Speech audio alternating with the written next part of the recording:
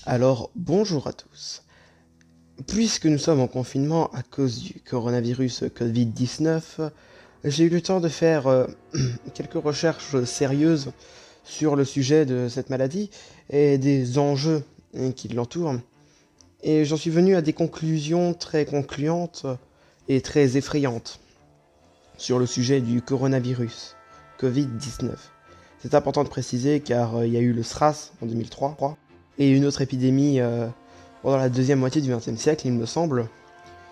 Donc, la conclusion à laquelle je suis arrivé, c'est que le coronavirus Covid-19 serait une distraction des gouvernements organisée pour reconstruire l'économie mondiale à s'en faire des profits.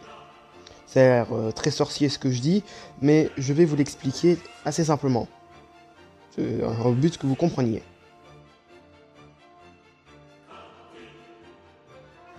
Donc, comme vous le savez probablement tous, l'épidémie de Covid-19 a commencé en Chine, dans la province de Wuhan.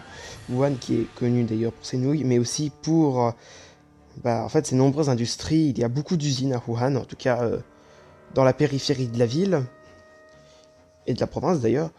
Donc, il semblerait que le coronavirus ait eu une sorte d'impact étrange au niveau de Wuhan, au niveau des industries. En effet, il aurait été facile de penser que le coronavirus aurait simplement apparu pour dire aux Chinois bah, arrêtez de travailler. Mais en fait, c'est beaucoup plus compliqué.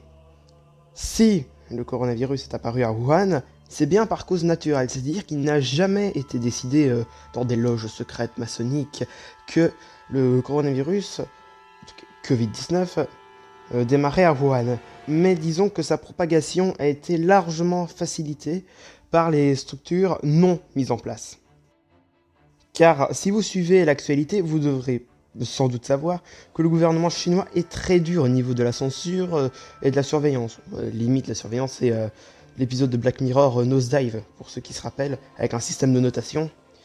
Et le gouvernement chinois est connu pour notamment ne jamais dire la vérité.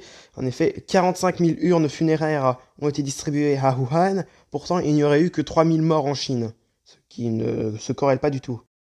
Au niveau du nombre de victimes, en effet, ce serait très étrange que 45 000 urnes auraient été distribuées d'un grand coup comme ça, mais il n'y aurait eu que 3 000 morts du coronavirus.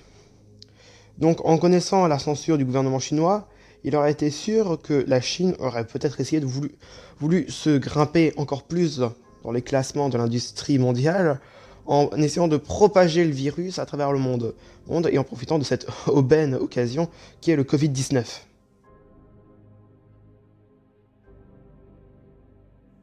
Donc la propagation du virus a commencé à Wuhan, dans un marché aux poissons, et ensuite s'est rapidement transmise aux autres provinces chinoises qui étaient aux alentours. Ensuite, le virus a continué sa route vers d'autres pays, notamment en passant par les voies aériennes, les avions, qu'on appelait Gink.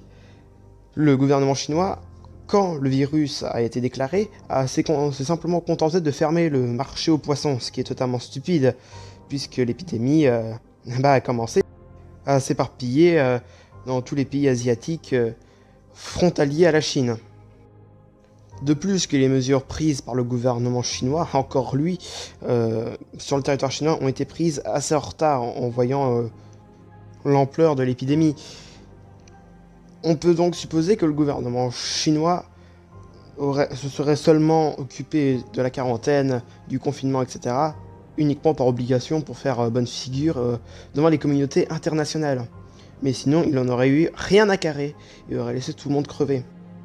Preuve de ce que je dis, la communauté de Wuhan a laissé tourner des usines à vide pour faire semblant qu'il y ait toujours une activité économique dans le pays.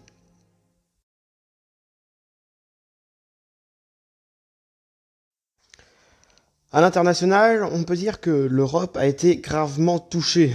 Il suffit juste de voir que, par exemple, le président Emmanuel Macron, qui n'est pas le mien, a déclaré que le confinement allait durer quasiment un mois de plus. En France, personnellement, en Belgique, pendant la conférence de presse de ce mercredi, nous saurons seulement si le confinement est allongé, mais il y a de grandes chances qu'il le soit encore. Eh ben, vous savez quoi, tenez, prenez l'exemple de la France. Les premières semaines, enfin les premiers jours surtout, simplement des affiches ont été posées dans les aéroports pour endiguer la propagation du virus sur le territoire français. C'est totalement idiot. Les affiches vous demandaient simplement de vous laver les mains, de vous désinfecter si possible, et que si vous montriez des signes et des symptômes, bah, de venir le déclarer à je sais pas qui. C'est quand même assez peu pour une épidémie qui maintenant a contaminé plus de 100 000 personnes, voire même 200 000 à l'heure actuelle. Mais est-ce que vous avez remarqué que, bizarrement, il y avait eu une crise dans les hôpitaux en France et que rien n'a été fait pour protéger justement la fragilité des hôpitaux face au coronavirus? Non? C'est quand même assez étrange, je dois avouer, que le gouvernement se soit permis de laisser passer ça tout en connaissant la situation fragile des hôpitaux en France. Et même, l'Angleterre voulait baser la protection de la population sur le principe de l'immunité collective. L'immunité collective, c'est simplement que si toute la population attrape le virus et que la population est soignée du coronavirus, eh ben nous devrions être plus résistants et donc que nous pourrions l'avoir et avoir aucun symptôme, qui pourrait facilement être traité avec des antivariologiques par exemple.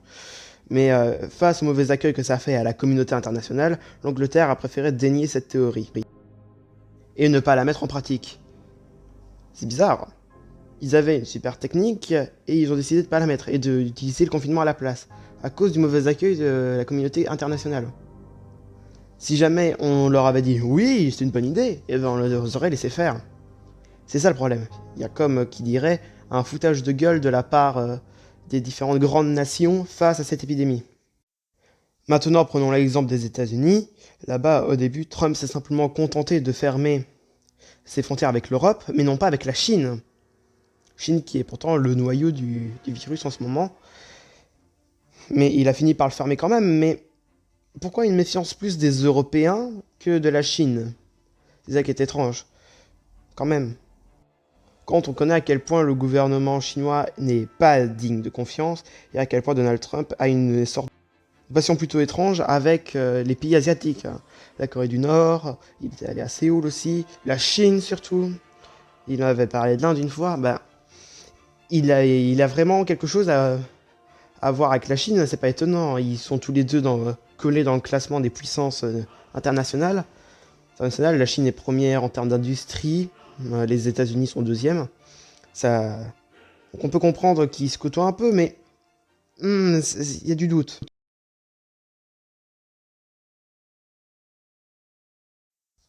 En conclusion, je dirais que les pays qui ont la chance et surtout les capacités de pouvoir traiter l'épidémie de Covid-19 se serviraient de lui comme pour montrer que leur politique serait la meilleure. On jouera un peu à qui a la plus grosse avec tous les pays du monde, sauf que là, on joue avec des masques, du gel hydroalcoolique et surtout la vie des gens et surtout celle du personnel soignant qui est très exposé au coronavirus. Bah, ça, c'est pas étonnant puisqu'il travaille dans les hôpitaux. On joue littéralement à un ping-pong international entre c'est qui arrivera à endiguer l'épidémie le plus vite. Les pays africains galèrent, l'Italie, n'en parlons pas, et le gouvernement chinois pendant ce temps-là, eh ben ils censurent et ils disent qu'ils n'ont que 3000 morts, ce qui est vraiment très peu.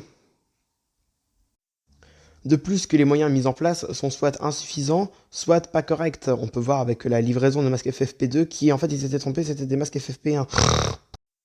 Si c'est pas de la propagande, je ne comprends pas. Ah bah oui, c'est littéralement de la propagande pro-chinois. Ah, les Chinois, maintenant, ils sont gentils, ils nous parlent du coronavirus, mais non, ils sous-estiment leur nombre face à l'OMU. C'est malheureux d'en arriver là, surtout quand on voit les réactions à un autre niveau, pas celui des grands dirigeants et aux grandes puissances, mais vraiment les personnes qui... en Angleterre, les vols de badge, par exemple, des personnels soignants, les agressions des médecins, les cassages de vitres des voitures, par exemple aux États-Unis. C'est vraiment honteux de voir à quel point on en arrive là. Une mauvaise gestion, on n'est vraiment pas dans les films où vraiment ça débarque avec l'armée des tentes. Non, non, là c'est vraiment en galère. On a de la chance d'être confiné, d'avoir du temps pour soi, mais quand on voit la gestion finale, on se demande si on va encore devoir allonger le temps de confinement. Si on en arrive là, on peut bien se douter que les gouvernements se foutent de notre gueule et qu'on va partir sur des révolutions. Mais bon, ce n'est qu'une théorie. Une Corona théorie. Merci d'avoir regardé. Abonne-toi, sinon t'auras le corona.